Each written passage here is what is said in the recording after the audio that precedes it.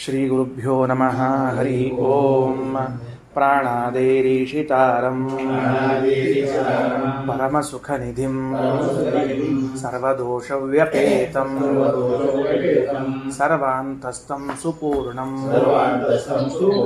ಪ್ರಕೃತಿಪತಿಮಜಂ ಸರ್ವಬಾಹ್ಯಂ ಸುನಿತ್ಯಂ ಸರ್ವಜ್ಞಂ ಸರ್ವಶಕ್ತಿಂ ಸುರಮುನಿಮನುಜಾದ್ಯೈಃ ಸದಾ ಸೇವ್ಯಮಾನಂ ವಿಷ್ಣುಂ ವಂದೇ ಸದಾಹಂ ಸಕಲ ಜಗದನಾದ್ಯಂತ ಮಾನಂದದಂ ತಂ. ತಸ್ಮಾತ್ ವಾಯೋಃ ಪರೋ ನಾಸ್ತಿ ಋತೆ ವಿಷ್ಣುಂ ಸನಾತನಂ. ತಸ್ಮಾತ್ ವಾಯೋಃ ಪರೋ ನಾಸ್ತಿ ಋತೆ ವಿಷ್ಣುಂ ಸನಾತನಂ. ವಾಯುವಿಗಿಂತ ಮತ್ತೆ ಶ್ರೇಷ್ಠನಾದವರು ಅಂತಂದರೆ ಒಬ್ಬರೇ ಇದ್ದವರವರು. ಯಾರು? ಪರಮಾತ್ಮ ಒಬ್ಬನೇ, ಇನ್ಯಾರಿಲ್ಲ. ಆ ಮಂತ್ರದಲ್ಲಿ ಹೆಂಗೆ ಬಂದದ? ತದೇತತ್ ಕ್ಷತ್ರಸ್ಯ ಕ್ಷತ್ರಂ ಯದ್ಧರ್ಮ ತಸ್ಮಾತ್ ಪರಂ ಧರ್ಮಾತ್ ಪರಂ ನಾಸ್ತಿ ಅಂತದ. ಆ ಧರ್ಮಕ್ಕಿಂತಲೂ ಶ್ರೇಷ್ಠರಾದವರು ಯಾರು ಇಲ್ಲ ಅಂತಂದ್ರೆ ಅದಕ್ಕೆ ಅರ್ಥ ಏನದ ಅಂತಂದ್ರೆ, ಧರ್ಮಕ್ಕಿಂತ ಶ್ರೇಷ್ಠರಿಲ್ಲ ಅಂದರೆ ಪರಮಾತ್ಮನಿಗಿಂತ ವಾಯುದೇವರಿಗಿಂತ ಪರಮಾತ್ಮನೊಬ್ಬರೇ ಶ್ರೇಷ್ಠ, ಉಳಿದವರು ಯಾರಲ್ಲ ಅಂತ ಈ ಅಭಿಪ್ರಾಯದಲ್ಲದ. ಆಯಿತಾ? ಮುಂದೆ ಶೇಷಾದೀನಾಂ ಕ್ಷತ್ರಿಯಾಣಾಂ ವಾಯುರೇವ ಅಧಿಪಸ್ಮೃತಃ. ಶೇಷಾದಿಗಳೇನು ಕ್ಷತ್ರಿಯರಿದ್ದಾರೆ ಅವರೆಲ್ಲರಿಗೂ ಕೂಡ ವಾಯುದೇವರೇ ಅಧಿಪತಿಗಳಾಗಿದ್ದಾರೆ. ಧಾರಣಾತ್ ಧರ್ಮ ಇತ್ಯಾಹುಹು ವಾಯುರ್ಧಾರಯತಿ ಪ್ರಜಾಃ. ಇನ್ನೊಂದು ಶ್ಲೋಕ ಬೆಳಗೊಬ್ಬರು ಯಾರೋ ಹೇಳಿದ್ರು, ಅದಕ್ಕೆ ಸಂವಾದಿಯಾದ ಇನ್ನೊಂದು ಶ್ಲೋಕ ಇದು. ಏನು? ಧಾರಣಾತ್ ಧರ್ಮ, ನಮಗೆ ಆಶ್ರಯ ನೀಡಿದ್ದರಿಂದಲೇನೆ ಅದಕ್ಕೆ ಧರ್ಮ ಅಂತ ಹೆಸರಿದೆ. ಧಾರಣ ಅಂದ್ರೇನು? ಧಾರಣ ಅಂದ್ರೆ ಆಶ್ರಯ ಅಂತ ಅರ್ಥ. ನಮಗೆ ಆಶ್ರಯವನ್ನು ನೀಡಿದ ಅದಕ್ಕೆ ಅದು ಧರ್ಮ ಅಂತ ಕರೆಸ್ಕೋತದ. ಆಶ್ರಯ ಧಾರಣ ಅಂತ ನಮಗೆ ಆಶ್ರಯ ಕೊಟ್ಟದ್ದರಿಂದ, ನಮಗದು ಆಶ್ರಯ ನೀಡಿದ್ದರಿಂದಾಗಿ ಅದು ಧರ್ಮ ಅಂತ ಕರೆಸ್ಕೋತದ. ಅಥವಾ ಎತ್ತಿ ಹಿಡಿದಿದ್ದರಿಂದಲೂ ಅಂತೂ ಅರ್ಥ ಹೇಳ್ತಾರೆ. ಅದು ಎತ್ತಿ ಹಿಡಿಯೋದು ಅಂದ್ರೆ ಗೊತ್ತಾಗಂಗಿಲ್ಲ ಅಂತ ತಿಳ್ಕೊಂಡು ಆಶ್ರಯ ಅಂತ ಅರ್ಥ ಹೇಳಿದ್ದೀನಿ ಅಷ್ಟೇ. ಅದಕ್ಕೆ ಈಗ ಹೌದು, ಧಾರಣಾ ಧರ್ಮ ಅಂತ ಧರ್ಮ ಶಬ್ದಾರ್ಥ ಕೊಟ್ರಿ, ವಾಯುದೇವರಲ್ಲಿ ಅದು ಹೆಂಗೆ ಅರ್ಥ ಬರಬೇಕು? ಯಾಕಂದರೆ ವಾಯುದೇವರ ಧರ್ಮರೂಪದ ಬಗ್ಗೆ ಮಾತಾಡ್ತಾ ಇದ್ದೀವಿ ನಾವೀಗ. ಅಂದ್ರೆ ಅದಕ್ಕಂದ್ರೆ ವಾಯು ಧಾರಯತಿ ಪ್ರಜಾಃ, ವಾಯುದೇವರು ಎಲ್ಲ ಪ್ರಜೆಗಳಿಗೆ ಆಶ್ರಯ ನೀಡಿದ್ದರಿಂದ ಅವ್ರನ್ನೇನು ಕರೀತಾರೆ? ಧರ್ಮ ಎಂದು ಕರೆಯುತ್ತಾರೆ. ಆಯಿತಾ? ಎಲ್ಲ ಪ್ರಜೆಗಳನ್ನು ಅವರೇ ಧಾರಣೆ ಮಾಡ್ತಾರಾದ್ದರಿಂದ ಅವರಿಗೆ ಧರ್ಮ ಎಂದು ಹೆಸರು. ಇನ್ನು ಅಬಲೋಪಿತತೋ ವಾಯೋ ವಿಷ್ಣುಭಕ್ತ್ಯಾದಿರೂಪಿಣ ಪ್ರಾಪ್ತಮಿಚ್ಛತಿ ಯುಕ್ತ ಸನ್ ವಿಷ್ಣುಂ ಸುಬಲವತ್ತರಂ. ಅಬಲೋಪಿ, ನಾವು ಸಾಧನೆಯ ಮಾರ್ಗದಲ್ಲಿ ದುರ್ಬಲರು, ನಾವೇನಂಥ ಭಾರೀ ಪ್ರಬಲರೇನಲ್ಲ, ನಮ್ಮ ಸಾಧನಾ ಭಾಳ ಕಡಿಮೆದ. ಅದಕ್ಕೆ ದುರ್ಬಲರಾಗಿರುವಂಥ ನಾವುಗಳು ಅಬಲೋಪಿ, ಬಲವಿಲ್ಲದೆ ಇದ್ದರೂ ಅಸಮರ್ಥನಾದರೂ ವಿಷ್ಣುಭಕ್ತ್ಯಾದಿರೂಪಿಣ ವಾಯೋ ಯುಕ್ತ ಸನ್, ಆ ವಿಷ್ಣುವಿನ ಭಕ್ತ್ಯಾದಿ ರೂಪವುಳ್ಳಂತಹ ವಾಯುದೇವರಿಂದ ಕೂಡಿಕೊಂಡು ಸುಬಲವತ್ತರಂ ವಿಷ್ಣುಂ ಪ್ರಾಪ್ತುಮಿಚ್ಛತಿ, ಮಹಾಬಲಶಾಲಿಯಾದ ಪರಮಾತ್ಮನನ್ನು ಹೊಂದಲು ಇಚ್ಛಿಸುತ್ತಾರೆ. ದೃಷ್ಟಾಂತ ಏನಪ್ಪಾ ಅಂತಂದ್ರೆ, ಯಥೈವ ಯುವರಾಜೇನ ಮಹಾರಾಜಮಭೀಪ್ಸತಿ, ಯುವರಾಜನ ಮೂಲಕವಾಗಿ ಮಹಾರಾಜನನ್ನು ಹೊಂದುವಂತೆ. ಪ್ರಾಪ್ತುಂ ಧರ್ಮಾಭಿಮಾನಿ ಸ ವಾಯು ಸತ್ಯಾಭಿಮಾನವಾನ್, ಅದೇ ವಾಯುದೇವರೇ ಸತ್ಯಕ್ಕೂ ಅಭಿಮಾನಿಗಳಾಗಿದ್ದಾರೆ. ಅಂದ್ರೆ ಅವ್ರದ್ದು ಇನ್ನೊಂದು ರೂಪ ಬಂತು ಅಂತ ಅರ್ಥ. ಸರಿ, ಈಗೇನಾಯ್ತು? ಬ್ರಹ್ಮದೇವರು ಭಗವಂತನ ಅಪ್ಪಣೆಯಂತೆ ವಾಯುದೇವರನ್ನು ಇನ್ನೆರಡು ರೂಪಗಳಲ್ಲಿ ಸೃಷ್ಟಿ ಮಾಡಿದ. ಏನೆರಡು ರೂಪಗಳು? ಒಂದು ಧರ್ಮ ಎನ್ನುವ ರೂಪ, ಇನ್ನೊಂದು ಸತ್ಯ ಎನ್ನುವ ರೂಪ. ಧರ್ಮ ಅಂದರೆ ಯಾವುದು ಅಂದರೆ ವಿಷ್ಣು ಭಕ್ತಿ. ವಿಷ್ಣು ಭಕ್ತಿಯನ್ನೇ ಇಲ್ಲಿ ಧರ್ಮ ಅಂತ ಕರೀತಾ ಇದ್ದಾರೆ. ಅದು ಧಾರಣಾತ್ ಧರ್ಮ, ನಮಗೆಲ್ಲ ಆಶ್ರಯವಾಗಿರುವಂತಹದ್ದು ವಿಷ್ಣು ಭಕ್ತಿ. ನಮಗೆ ಆಶ್ರಯ ಕೊಟ್ಟದು. ಹೆಂಗೆ ನಮಗೆ ಮನಿ ಆಶ್ರಯ ಕೊಟ್ಟದೋ, ಹೆಂಗೆ ನಮಗೆ ಮತ್ತು ಉದ್ಯೋಗದಲ್ಲಿದ್ದಾಗ ಮೇಲಧಿಕಾರಿಗಳ ಆಶ್ರಯ ಕೊಟ್ಟಿದ್ರೋ, ಹೆಂಗೆ ನಮಗೆ ರಾಜ ಆಶ್ರಯ ಕೊಟ್ಟಿದ್ನೋ, ಹಂಗೆ ಧರ್ಮ ಎಂಬುದು, ವಿಷ್ಣು ಭಕ್ತಿ ಎಂಬುದು ನಮಗೆ ಆಶ್ರಯದಾತ. ಅಂಥ ವಿಷ್ಣು ಭಕ್ತಿಗೆ ಅಭಿಮಾನಿಗಳಾದವರು ವಾಯುದೇವರು. ಅವರನ್ನು ಹಿಡಿದುಕೊಂಡೇ ನಾವು ಭಗವಂತನ ಬಳಿಗೆ ಹೋಗಬೇಕು. ಯಾಕೆಂದರೆ ದುರ್ಬಲರು, ದುರ್ಬಲರಾದವರು ನೇರವಾಗಿ ಹೋಗ್ಲಿಕ್ಕೆ ಸಾಧ್ಯ ಆಗೋದಿಲ್ಲ. ಅದಕ್ಕೆ ದೃಷ್ಟಾಂತ ಏನು? ಧರಾದೇವಿ ಬ್ರಹ್ಮದೇವರನ್ನು ಹಿಡ್ಕೊಂಡೇ ಪರಮಾತ್ಮನ ಕಡೆಗೆ ಹೋದ್ಲು, ಭೂಭಾರ ಹರಣ ಮಾಡು ಅಂತ ತಿಳ್ಕೊಂಡು ಹೇಳಿ ದೃಷ್ಟಾಂತ. ಧರಾದೇವಿಯು ಗೋರೂಪದಲ್ಲಿ ಬಂದು ಮತ್ತು ಬ್ರಹ್ಮದೇವರ ಕಡೆಗೆ ಹೋಗಿ ಆ ಬ್ರಹ್ಮದೇವರ ಮೂಲಕವಾಗಿಯೇ ಪರಮಾತ್ಮನ ಕಡೆಗೆ ಹೋದ್ಲು. ಯಾಕೆ? ನಾವು ದುರ್ಬಲರು, ನೇರವಾಗಿ ಭಗವಂತನನ್ನು ಹೊಂದಲಿಕ್ಕೆ ಸಾಧ್ಯ ಇಲ್ಲ. ಅದು ಹೇಗಪ್ಪ ಅಂದರೆ, ಲೋಕದಲ್ಲಿ ಮಹಾರಾಜನನ್ನು ಹೊಂದಬೇಕಾಗಿದ್ದರೆ ಯುವರಾಜನನ್ನು ಮೊದಲು ಹೊಂದಬೇಕು. ಯುವರಾಜನನ್ನು ಹೊಂದಿದಾಗಲೇ ಮಹಾರಾಜನನ್ನು ಹೊಂದಲಿಕ್ಕೆ ಸಾಧ್ಯ ಆಗೋದು ಅಂತ ತಿಳಿಸಿಕೊಟ್ಟಂತೆ. ಅದಕ್ಕೆ ಹೇಳಿದರು, ಆ ವಾಯುದೇವರೇ ಸತ್ಯಾಭಿಮಾನವಾನಂತ ಸತ್ಯರೂಪಕ್ಕೂ ಸತ್ಯಕ್ಕೂ ಅಭಿಮಾನಿಗಳಾದ ರೂಪ ಇದೆ ಅಂತ. ಸತ್ಯಂ, ಅದಕ್ಕೆ ಸತ್ಯ ತಸ್ಮಾದಾಹು ಧರ್ಮವಿಧಂ ಸತ್ಯಂ ವೇತ್ತೇತಿ ವೇದಿನಃ. ಅದಕ್ಕೆ ಜ್ಞಾನಿಗಳಂತಾರೆ, ಯಾವ ವ್ಯಕ್ತಿ ಧರ್ಮವನ್ನು ಬಲ್ಲವನಾಗಿದ್ದಾನೋ, ಎಕ್ಸ್ ಅಂತ ಒಬ್ಬ ಇದ್ದಾನೆ, ಅವ ಧರ್ಮವನ್ನು ಬಲ್ಲವ, ಅವನನ್ನೇನು ಕರೀತಾರೆ? ಸತ್ಯವೇತ್ತ. ಸತ್ಯವನ್ನು ತಿಳಿದವನಿವನು ಅಂತಾರೆ. ಅಂದರೆ ಅವನು ತಿಳಿದದ್ದು ಧರ್ಮವನ್ನು. ಸತ್ಯವೇತ್ತ ಅಂತ ಹೆಂಗಂದ್ರು ಅಂದರೆ, ಯಾವ ಧರ್ಮಕ್ಕೆ ಅಭಿಮಾನಿಗಳು ವಾಯುದೇವರೋ ಅವರೇ ಸತ್ಯಕ್ಕೂ ಅಭಿಮಾನಿಗಳಾದ್ದರಿಂದ, ಈ ವಿಷ್ಣು ಭಕ್ತಿಯಾದಿ ಧರ್ಮಗಳನ್ನು ಬಲ್ಲವನಾದದ್ದರಿಂದ ಸತ್ಯವನ್ನೂ ಬಲ್ಲವನಾದಂತೆ. ಮತ್ತು ಮುಂದೆ ಸತ್ಯಜ್ಞಂ ಅಥ ಧರ್ಮಜ್ಞಂ ವಾಯುರ್ದೇವೋ ಯತಸ್ತಯೋ. ಸತ್ಯವನ್ನು ಬಲ್ಲವನಿಗೆ ಧರ್ಮವನ್ನು ಬಲ್ಲವನು ಅಂತ ಕರೀತಾರೆ. ಕಾರಣ ಯತಃ ತಯೋ ದೇವ ವಾಯು, ಅವೆರಡಕ್ಕೂ ಕೂಡ ವಾಯುದೇವರೇ ಅಭಿಮಾನಿಗಳು. ಆದ್ದರಿಂದ ಲೋಕದಲ್ಲಿ ಸತ್ಯವನ್ನು ಧರ್ಮವನ್ನು ಬಲ್ಲವರನ್ನು ಪರ್ಯಾಯ ಶಬ್ದದಿಂದ ಕರಿಬಹುದು. ಸತ್ಯಜ್ಞ ಅಂದರೆ ಧರ್ಮಜ್ಞ, ಧರ್ಮಜ್ಞ ಅಂದರೆ ಸತ್ಯಜ್ಞ ಅಂತ ಕರಿಬಹುದು. 8ನೇ ಮಂತ್ರವನ್ನು ಮುಗಿಸಿದರು. 9ನೇ ಮಂತ್ರದಲ್ಲಿ 2 ಭಾಗ ಇದೆ. 2 ಭಾಗ ಹೇಳಿ ಕೊನೆಯಲ್ಲಿ ಒಂದು ಮಾತು ಹೇಳ್ತಾರೆ.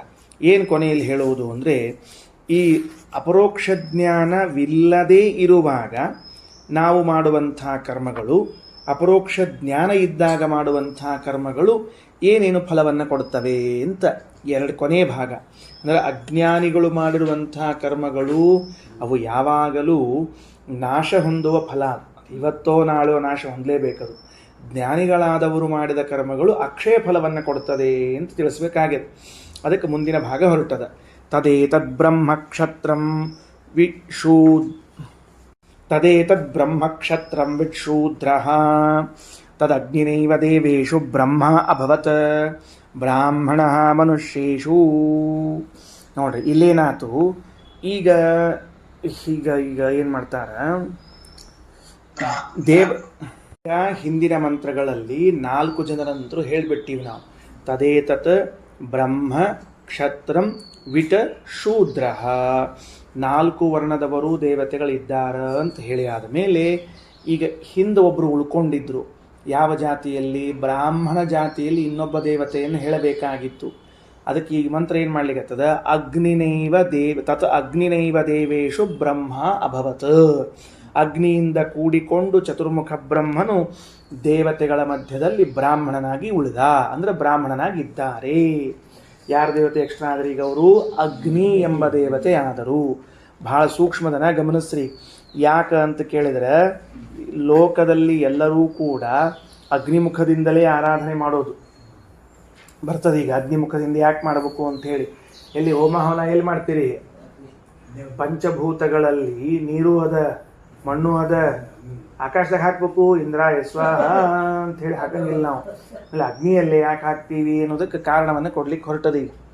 ಏನು ಹೇಳಿದರು? ತದೇತದ್ ಬ್ರಹ್ಮಕ್ಷತ್ರಂ ವಿಕ್ಷೂದ್ರ.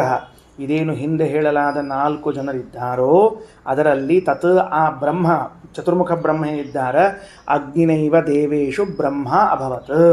ಅಥವಾ ಅವುಗಳ ಮಧ್ಯದಲ್ಲಿ, ತತ್ ಶಬ್ದಕ್ಕೆ ಅವುಗಳ ಮಧ್ಯದಲ್ಲಿ ಬ್ರಹ್ಮದೇವರು ಅಗ್ನಿಯ ಜೊತೆ ಕೂಡಿಕೊಂಡ್ರು. ಅಂದ್ರೆ ಅಗ್ನಿಯ ಒಬ್ಬ ಬ್ರಾಹ್ಮಣ ದೇವತಾ, ಅಗ್ನಿಯೊಬ್ಬವ ಬ್ರಹ್ಮದೇವರೊಬ್ಬರು. ಇನ್ನು ಹಂಗಾರ ಇದು ದೇವತೆಗಳೆಲ್ಲ ಆಯಿತು. ಮತ್ತು ಮನುಷ್ಯರಲ್ಲಿ ಎಲ್ಲರ ಇದ್ದಾರಿಲ್ಲೋ ಅವರು ಅಂತ ಕೇಳಿದ್ರೆ, ಆ ಬ್ರಹ್ಮದೇವರು ಹಾಗೂ ಅಗ್ನಿ ಇಬ್ಬರು ಕೂಡಿಕೊಂಡು ಬ್ರಾಹ್ಮಣೇಶು ಮನುಷ್ಯೇ, ಬ್ರಾಹ್ಮಣ ಮನುಷ್ಯೇಶು, ಮನುಷ್ಯರಲ್ಲಿ ಬ್ರಾಹ್ಮಣರೇನಿದ್ದಾರಲ್ಲ ಅವರಲ್ಲಿ ಇವರಿಬ್ಬರು ನಿಂತ್ಕೊಂಡಿದ್ದಾರೆ. ಒಬ್ಬ ಅಗ್ನಿ, ಒಬ್ಬ ಬ್ರಹ್ಮದೇವ, ಇಬ್ಬರು ನಿಂತ್ಕೊಂಡಾರ. ಅದಕ್ಕೆ ಬರೀತಾರ, ಮನುಷ್ಯೇಶು ಮಧ್ಯೆ ಬ್ರಾಹ್ಮಣೋ ಅಭವತ್. ಅಂದರೆ ಬ್ರಾಹ್ಮಣ ಅಂತರ್ಗತೋ ಅಭವತ್. ರಘುತ್ತಮ ಸ್ವಾಮಿಗಳಂತಾರ ಬ್ರಾಹ್ಮಣ ಅಂತರ್ಗತ, ಬ್ರಾಹ್ಮಣರೊಳಗೆ ಇದ್ದಾರೆ, ಮನುಷ್ಯರಾದವರಲ್ಲಿ ಬ್ರಾಹ್ಮಣರಲ್ಲಿ ಅಂತರ್ಗತರಾದರು. ಸರಿನಾ? ಮುಗಿದು ಹೋದ ಕೆಲಸ. ಇನ್ನು ಅಂದ್ರೆ ಈಗೇನಾಯ್ತು, ದೇವಲೋಕದಿಂದ ವರ್ಣಾಶ್ರಮಗಳು ಭೂಲೋಕಕ್ಕೆ ಬರ್ಲಿಕ್ಕತ್ವ. ಈಗ ಮ್ಯಾಲಿದ್ದವು ಕೆಳಗಿಳಿದು ಬಂದ್ವು. ಈಗ ಅವು ಮ್ಯಾಲೆಲ್ಲಿದ್ದವು ಅಷ್ಟಷ್ಟೇ ದೇವತೆಗಳಲ್ಲೆಲ್ಲ ಹರಡ್ಕೊಂಡಿದ್ವು ಅವು. ಈಗ ಬ್ರಾಹ್ಮಣ ದೇವತೆಗಳಿಗೆ ಇಬ್ಬರು ಇದ್ದವರು ತೆಳಗಿನ ಮನುಷ್ಯ ಲೋಕದಲ್ಲಿನ ಬ್ರಾಹ್ಮಣರಲ್ಲಿ ಬಂದು ಸೇರಿಕೊಂಡ್ರು. ನೆಕ್ಸ್ಟ್ ಮುಂದಿನ ಶ್ಲೋಕ, ಕ್ಷತ್ರಿಯೇಣ ಕ್ಷತ್ರಿಯ. ಕ್ಷತ್ರಿಯೇಣ ಕ್ಷತ್ರಿಯ ಅಂತಂದ್ರೆ ಅದಕ್ಕೆ ಇದು ಇದ್ದಾರಲ್ಲ, ಯಾರು ಕ್ಷತ್ರಿಯ ಜಾತಿ ಅಭಿಮಾನಿಯಾಗಿರುವಂಥವನು ಯಾರವರು? ವಾಯುದೇವರು. ಎಲ್ಲ ದೇವತೆಗಳಲ್ಲಿ ಮುಖಂಡರವರು. ಮುಖಂಡರನ್ನಷ್ಟು ತಗೊಳ್ಳೋದು. ಈಗ ಕ್ಷತ್ರಿಯೇಶು ಕ್ಷತ್ರಂ, ಕ್ಷತ್ರಿಯೇಣ ಕ್ಷತ್ರಿಯ ಅನ್ನೋ ಶಬ್ದಕ್ಕೆ ಹಿಂದೆ ದೇವತೆಗಳ ವರ್ಗದಲ್ಲಿ ಮುಖಂಡರಾದವರು ವಾಯುದೇವರಾಗಿದ್ದರು. ಅವರೇ ಭೂಮಿಯಲ್ಲಿರುವಂತಹ ಕ್ಷತ್ರಿಯರ ಅಂತರ್ಗತರಾಗಿದ್ದಾರೆ. ಅಂದರೆ ಭೂಮಿಯಲ್ಲಿ ಯಾರ್ಯಾರು ಕ್ಷತ್ರಿಯರಿದ್ದಾರೋ ಅವರಲ್ಲಿ ಯಾರ್ಯಾರಿದ್ದಾರೆ, ಒಂದ್ಸಲ ಪೇಜ್ ತೆಗೆದು ನೋಡ್ರಿ ಏನೇನು ಬರೆದಿರಿ ಅಂತ ತಿಳ್ಕೊಂಡು. ವಾಯುದೇವರು, ಗರುಡಶೇಷ ರುದ್ರದೇವರು, ಇಂದ್ರಕಾಮರು, ವರುಣ, ಸೂರ್ಯಚಂದ್ರ, ಯಮ, ಇವರಿಷ್ಟರನ್ನು ಕೂಡಿಸಿಕೊಂಡು ವಾಯುದೇವರು ಕ್ಷತ್ರಿಯರಲ್ಲಿ ವಾಸ ಮಾಡ್ತಾ ಇರ್ತಾರೆ. ಮುಗಿದು ಹೋತಂದ್ರೆ ಒಬ್ಬ ಕ್ಷತ್ರಿಯ ಅಂತಂದ್ರೆ ಇಷ್ಟ ದೇವತೆಗಳ ಸನ್ನಿಧಾನಕ್ಕೆ ಪಾತ್ರ. ಮತ್ತು ಕ್ಷತ್ರಿಯ ಸುಮ್ಮನೆ ಆಗ್ತೇನೆ, ಮತ್ತು ಅವ ಅದಕ್ಕೆ ಅಷ್ಟು ಸಮರ್ಥ ಇರ್ತಾನವ.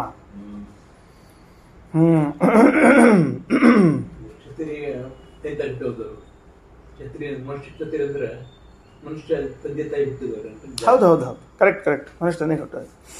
ವೈಶ್ಯೇಣ ವೈಶ್ಯ, ವೈಶ್ಯರಲ್ಲಿ ವೈಶ್ಯರು. ವೈಶ್ಯರಲ್ಲಿ ವೈಶ್ಯರು ಅಂದ್ರೆ ಏನು ಬೆಳಗ್ಗೆ ಹೇಳಿವಿ.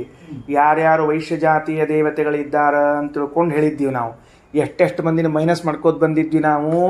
ಗಣಶಃ ಇದ್ದ ದೇವತೆಗಳು ಅಂತ ಹೇಳಿದ್ವಿ.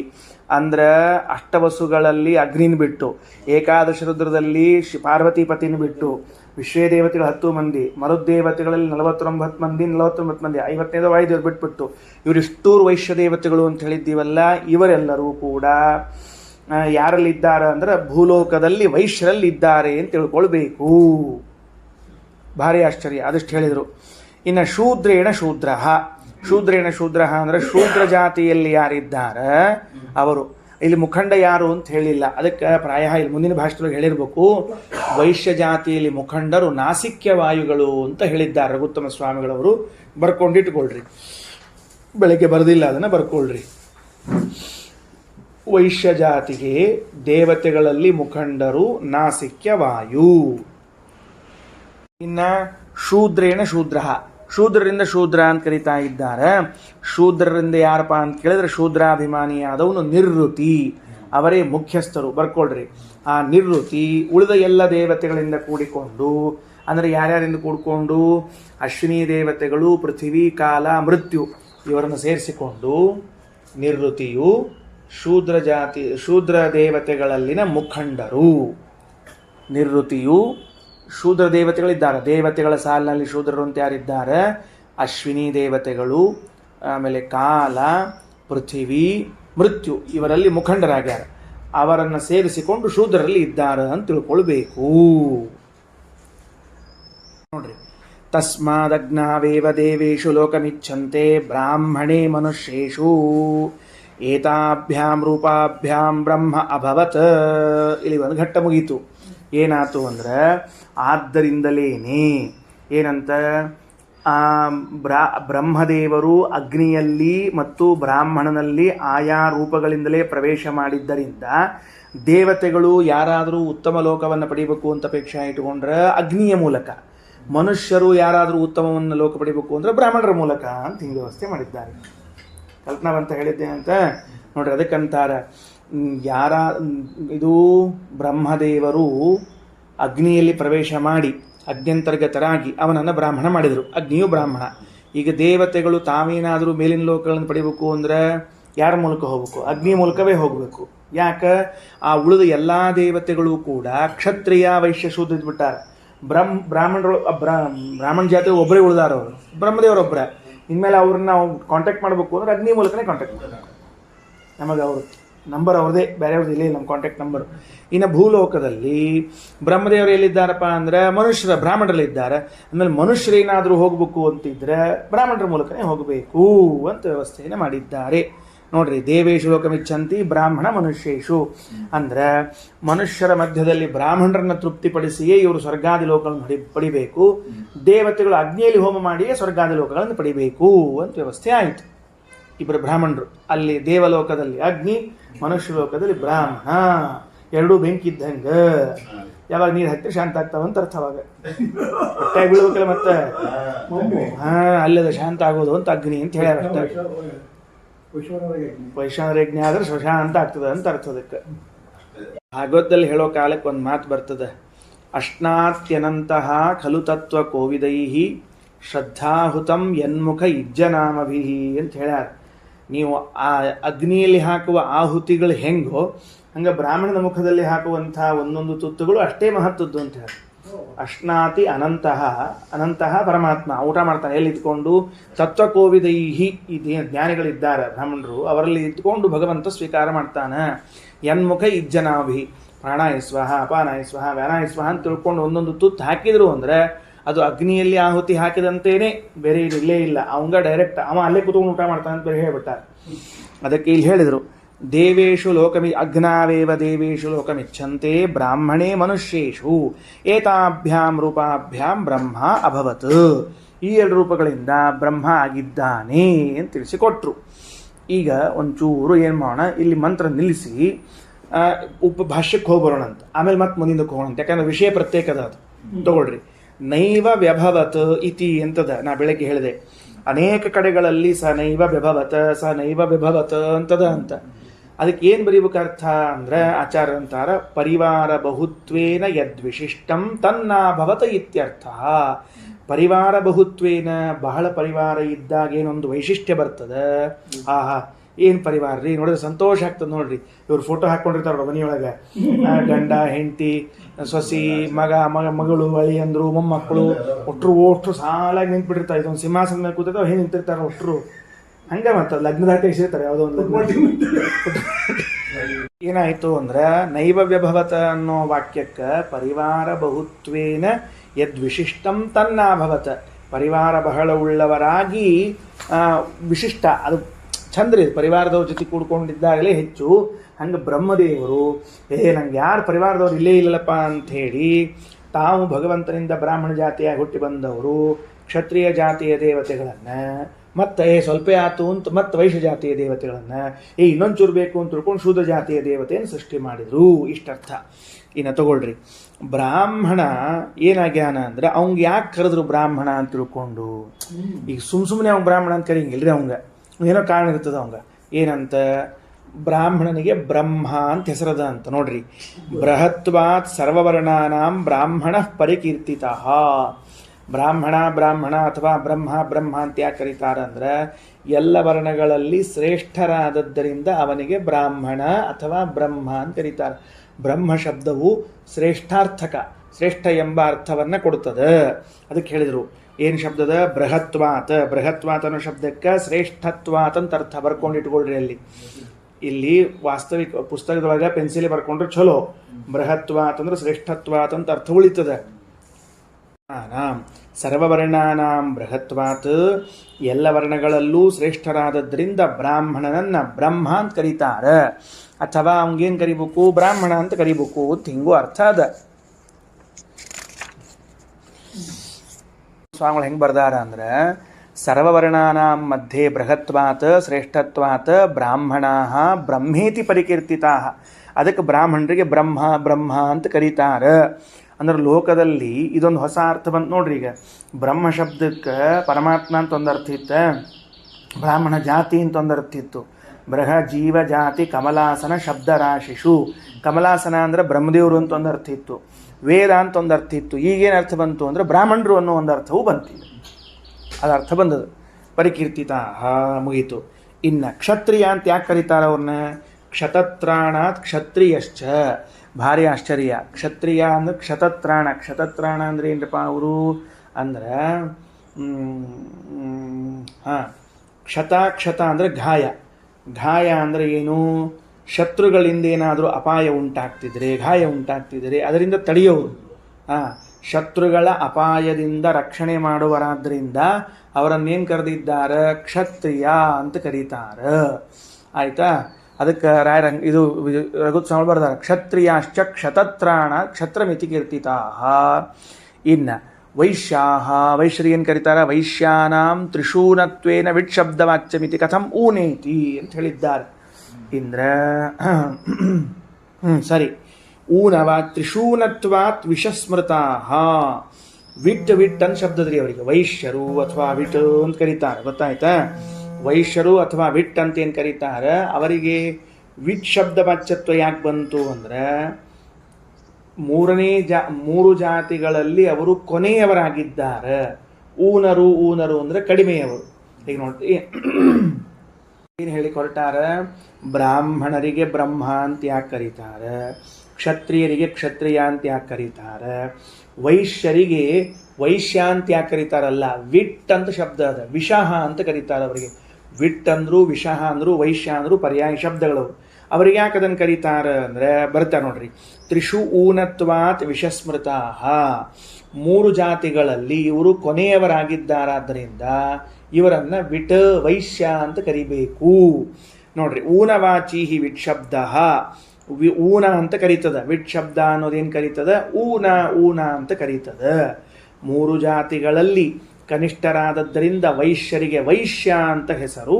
ಯಾಕಂದ್ರೆ ವಿಟ್ ವಿಷ ಅನ್ನೋ ಶಬ್ದವು ಊನ ಕಡಿಮೆ ಅನ್ನೋ ಅರ್ಥ ಹೇಳ್ತದ. ಹಿಂಗಾಗಿ ವೈಶ್ಯರನ್ನು ಅವರು ಕರೆದರು. ಇನ್ನು ಮುಂದೆ, ಶುಭೇ ದತ್ತೇ ತ್ರಿಭಿರ್ಯತಃ ರಮತೆ ಸ ತತಃ ಶೂದ್ರ ಸ ಬ್ರಾಹ್ಮಣ್ಯಾಭಿಮಾನವಾನ್. ಇದು ಮುಂದಿಂದು ಶೂದ್ರ ತನಕ ಕಮ ಹಾಕ್ಕೊಳ್ರಿ. ಇನ್ನು ಶೂದ್ರ ಅಂದ್ರೆ ಏನು ಅಂದ್ರೆ ಭಾಳ ಚಂದದ್ರಿ. ಪ್ರಾಯ ಹಿಂಗೊಂದು ಶೂದ್ರ ಶಬ್ದಕ್ಕೆ ನಿರ್ವಚನ ಹೇಳಬಹುದು ಅಂತ ಹೇಳಿದವರು ಶ್ರೀಮದಾಚಾರ್ಯೊಬ್ಬರೇ ಅಂತ ಅನಿಸ್ತದೆ ನೋಡಿದರೆ. ಬ್ರಹ್ಮಾಂಡ ಪುರಾಣದ ವಾಕ್ಯವನ್ನು ಹೇಳ್ತಾರೆ.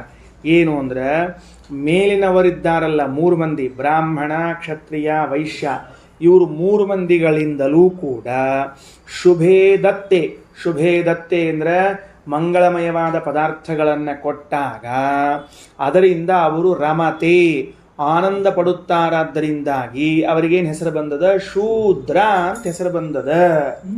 ಶೂದರ ಹೆಂಗೆ ಬರ್ಕೋಬೇಕು, ನಾವು ಬರ್ಕೊಳ್ರಿ, ಶೂ ಪ್ಲಸ್ ದ ಪ್ಲಸ್ ರ ಅಂತ ಬರ್ಕೊಳ್ಬೇಕು.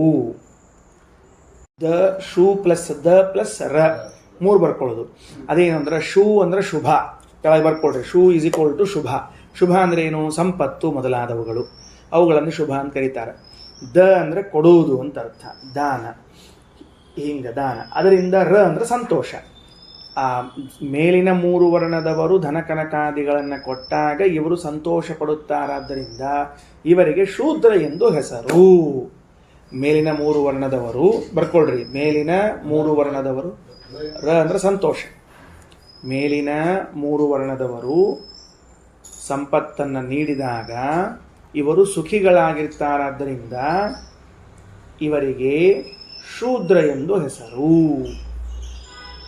ಅದಕ್ಕೆ ಕೆಳಗೆ ಚಾರು, ಶುಭೇ ದತ್ತೇ ತ್ರಿಭಿರ್ಯತಃ ರಮತೆ ಸ ತತಃ ಶೂದ್ರ. ಶುಭೇ ದತ್ತೆ, ಶುಭೇ ಅಂದ್ರೆ ಮಂಗಳಮಯವಾದ ಧನಕನಕಾದಿಗಳನ್ನು ದತ್ತೆ ಕೊಟ್ಟಾಗ, ತ್ರಿಭಿಹಿ ಮೇಲಿರುವಂಥ 3 ಮಂದಿಯಿಂದ ರಮತೆ ಆನಂದ ಪಡ್ತಾನಾದ್ರಿಂದ ಶೂದ್ರ ಅಂತ ಕರೆಸ್ಕೋತಾರೆ. ಇನ್ನೊಂದರ್ಥವನ್ನ ಬ್ರಹ್ಮಸೂತ್ರ ಭಾಷ್ಯದಲ್ಲೂ ಹೇಳಿದ್ದಾರೆ, ಸೂತ್ರದಲ್ಲೂ ಅದ. ಶುಚಾ ದ್ರವಣಮೇವ ಶೂದ್ರತ್ವಂ ಅಂತಂದಾರ. ದುಃಖದಿಂದ ಓಡಿ ಬಂದದ್ದಕ್ಕೂ ಶೂದ್ರ ಅಂತ ಕರೀತಾರ ಅಂತ. ಅವ ಪೌತ್ರಾಯಣ ಅಂತ ಒಬ್ಬ ರಾಜ ರೈಕ್ವ ಮುನಿಗಳ ಕಡೆ ಹೋಗಿದ್ದಲ್ಲ, ನಾವು ಛಾಂದೋಗ್ಯೋದೋ ಕಾಲಕ್ಕೆ ಕಜ್ಜಿ ತೋರಿಸ್ಕೋತ ಕೂತಿದ್ರು ಅವರು. ಅಲ್ಲಿ ಅವ ದುಃಖದಿಂದ ಬಂದ ಅಂಬೋದಕ್ಕೆ ಅವನಿಗೆ ಶೂದ್ರ ಅಂತೂ ಕರೆದಿದ್ದಾರೆ. ಆ ಅರ್ಥಲ್ಲೂ ಶೂದ್ರ ಅದ. ಶುಚಾ ದ್ರವಣಮೇವ ಶೂದ್ರತ್ವಂ ಅಂತ ಹೇಳ್ಯಾರ. ಇನ್ನು ಮುಂದೆ, ಇನ್ನು ಶೂದ್ರ ಅಂದ್ರೆ ದುಃಖದಿಂದ ಓಡೋದು. ಸ ಬ್ರಾಹ್ಮಣ್ಯಭಿಮಾನವಾನ್ ಬ್ರಹ್ಮ ಅಗ್ನಿನ ಸಹೈವಾಸ್ತೆ ಬಂತು ನೋಡ್ರಿ. ಈಗ ಮೇಲೆ ಉಪನಿಷತ್ನಲ್ಲಿ ಓದಿದ್ವಲ್ಲ, ಅದ ಬಂದದೀಗ. ಸಹ ಆ ಬ್ರಾಹ್ಮಣ್ಯಕ್ಕೆ ಅಭಿಮಾನಿಯಾದ ಬ್ರಹ್ಮ, ಚತುರ್ಮುಖ ಬ್ರಹ್ಮದೇವರು, 526ನೇ ಪೇಜು ತಿರ್ಸ್ಕೊಳ್ರಿ. ಸಹೈವ ಅಗ್ನಿನ ಸಹೈವಾಸ್ತೆ ದೇವೇಶು, ದೇವತೆಗಳಲ್ಲಿ ಅಗ್ನಿಯ ಮಧ್ಯದಲ್ಲಿ ಇದ್ದು ಜೊತೆಗಿದ್ಬಿಟ್ಟಾರೆ. ಅಂದರೆ ಬ್ರಹ್ಮ ಅಗ್ನಿ ಇಬ್ಬರು ದೇವತೆಗಳ ಮಧ್ಯದಲ್ಲಿ ಬ್ರಾಹ್ಮಣ ದೇವತೆ. ನರೇಶು ಬ್ರಾಹ್ಮಣೇನ ಸಹೈವಾಸ್ತೆ, ಮನುಷ್ಯರಲ್ಲಿ ಬ್ರಾಹ್ಮಣರ ಜೊತೆಗೆ ಇದ್ದಾರೆ. ಬ್ರಹ್ಮ ಶುಭ ಚತುರ್ಮುಖ, ಆ ಚತುರ್ಮುಖ ಬ್ರಹ್ಮದೇವರು ಶುಭ ಚತುರ್ಮುಖರವರು, ಎಲ್ಲರಿಗೂ ಮಂಗಳವನ್ನು ಉಂಟು ಮಾಡುವಂಥ ಚತುರ್ಮುಖರಾಗಿದ್ದಾರೆ. Okay, done. ಕ್ಷತ್ರಜಾತ್ಯಭಿಮಾನಿ ತು ಪವನೋ ದೇವರಾಜಿಭಿಃ ಸುಪರ್ಣಶೇಷರುದ್ರಾದ್ಯೈರ್ಮಾನುಷೇಷು ಚ ರಾಜಭಿಃ. ಕ್ಷತ್ರಜಾತಿಗಳಿಗೆ ಅಭಿಮಾನಿಗಳಾದ ಪವನಃ ವಾಯುದೇವರು, ದೇವರಾಜಭಿಃ ದೇವತೆಗಳ ರಾಜರಾಗಿರುವಂತಹ ಯಾರವರು ಸುಪರ್ಣಶೇಷ ರುದ್ರಾದ್ಯೈಃ ಅವ್ರ ಜೊತೆಗೆ ಸೇರಿಕೊಂಡಿದ್ದಾರೆ. ಇನ್ನು ಮಾನುಷೇಷು ಚ ರಾಜಭಿಃ ಮನುಷ್ಯರಲ್ಲಿ ರಾಜರಲ್ಲಿದ್ದಾರೆ. ಆಗಲೇ ಓದಿದ್ದೀವಲ್ಲ, ಇದನ್ನೇ ಓದ್ಕೊಂಡು ಬಂದಿದ್ದೀವಿ. ವೈಶ್ಯಜಾತ್ಯಭಿಮಾನಿ ಚ ನಾಸಿಕ್ಯೋ ವಾಯುರೂರ್ಜಿತ. ವೈಶ್ಯಜಾತ್ಯಾಭಿಮಾನಿಗಳಾದವರು ಯಾರು? ನಾಸಿಕ್ಯವಾಯು. ಅವರೇನಾಗ್ಯಾರ? ಊರ್ಜಿತ, ಅವರೇ ಶ್ರೇಷ್ಠ. ಊರ್ಜಿತ ಶಬ್ದಕ್ಕೆ ಶ್ರೇಷ್ಠ ಅಂತ ಅರ್ಥ ಬರ್ಕೊಂಡಿರ್ರಿ, ವಾಯುರೂರ್ಜಿತ ಅಂತ.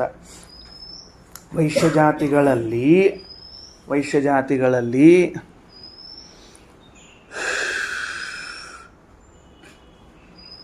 ಅಂತ ಅರ್ಥ.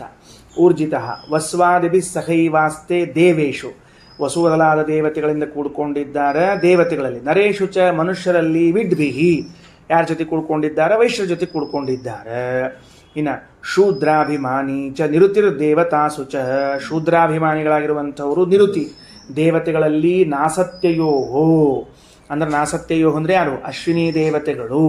ಅವರಿಗೆ ನಾಸತ್ಯ ಅಂತ ಕರೀತಾರೆ. ಎಷ್ಟು ಚಂದ ಹೆಸರು ನೋಡ್ರಿ, ಇಬ್ಬರಿಗೂ ಒಂದ ಹೆಸರು ಅದಕ್ಕೆ ನಾಸತ್ಯ ಅಂತ. ಇನ್ನೊಂದು ಹೆಸರದ ದಸರಾ ಅಂತ, ಇಬ್ಬರಿಗೂ ಕರಿಬಹುದು. ಅದು ಅವರಿಗೆ ಹೆಸರು ಹೆಂಗಿಟ್ಬಿಟ್ಟಾನ ದೇವರು ಅಂದರೆ, ನಾಸತ್ಯ ಅಂತ ಕರೆದು ಇಬ್ಬರು ಬರೋದು, ದಸರಾ ಅಂತ ಕರೆದು ಇಬ್ಬರು ಬರೋದು. ಪ್ರತ್ಯೇಕ ಬಿಡಿಸಿ ನೋಡಿದ್ರೆ ಒಬ್ಬಂಗೆ ನಾಸತ್ಯ, ಒಬ್ಬಂಗೆ ದಸರಾ ಅಂತ ಕರೆಯೋದು. ಹಿಂಗದ ವ್ಯವಸ್ಥೆ ಅದು. ಸತ್ಯ ಅಂದ್ರೆ ಸತ್ಯ, ಅಸತ್ಯ ಅಂದ್ರೆ ಸುಳ್ಳು ಅಂತ ಅರ್ಥ. ನಾಸತ್ಯ ಅಂದ್ರೆ ಸುಳ್ಳಲ್ಲ ಮತ್ತು ಸತ್ಯ ಅಂತ ಅರ್ಥ ಅದಕ್ಕೆ. ಏನ್ರಿ ಹೆಂಗೆ ಕರೆದ ನೋಡ್ರಿ ಅವರು? ಶಾಣೆ ಇದ್ದಾರೆ ಅಂತ ಅರ್ಥ ಅದಕ್ಕೆ.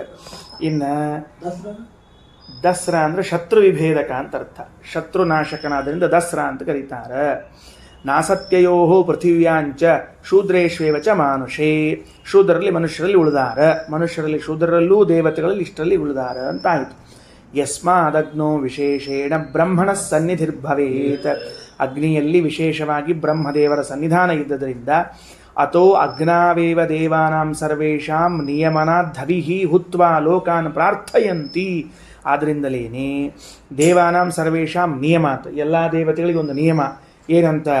ಅಗ್ನಾವೇವ ಹವಿಃ ಹುತ್ವ, ಅಗ್ನಿಯಲ್ಲೇ ಹವಿಸ್ಸನ್ನು ಹಾಕಿ ಲೋಕಾನ್ ಪ್ರಾರ್ಥಯಂತಿ, ನಮಗೆ ಉತ್ತಮ ಲೋಕಗಳು ಸಿಗಲಿ ಅಂತ ಕೇಳ್ಕೋತಾರೆ. ಇನ್ನು ಮತ್ತು ತಥಾ ವಿಪ್ರೇಷು ಮಾನುಷೇ, ಹಂಗೆ ಬ್ರಾಹ್ಮಣರಲ್ಲಿಯೂ ಕೂಡ ಸರ್ವಜಾತ್ಯುತ್ತಮೋ ಬ್ರಹ್ಮ ಯಥೋ ವಿಪ್ರಾಗ್ನಿ ಸಂಸ್ಥಿತ, ಸರ್ವಜಾತಿಗಳಲ್ಲಿ ಉತ್ತಮರಾದವರು ಬ್ರಹ್ಮದೇವರು, ಅವರು ಬ್ರಾಹ್ಮಣನಲ್ಲೂ ಅಗ್ನಿಯಲ್ಲೂ ಇದ್ದಾರೆ. ಈಗ ನೀವೇನು ಮಾಡಬೇಕು? ತಸ್ಮಾತ್ ವಿಪ್ರಾಂಸ್ ತಥೈವಾಗ್ನಿಂ ತರ್ಪಯೇತ್ ಬ್ರಹ್ಮತೃಷ್ಟಿಕೃತ. ಯಾರು ಬ್ರಾಹ್ಮಣರನ್ನು ತೃಪ್ತಿಗೊಳಿಸ್ತಾರೋ, ಅಗ್ನಿಯನ್ನು ತೃಪ್ತಿಗೊಳಿಸ್ತಾರೋ, ಅವರು ಚತುರ್ಮುಖನನ್ನೇ ತೃಪ್ತಿಗೊಳಿಸಿದಂತೆ. ಸ್ಟ್ಯಾಂಡರ್ಡ್ ಬಂತೀಗ ಕೊನೆಗೆ ತಂದಿಟ್ರು.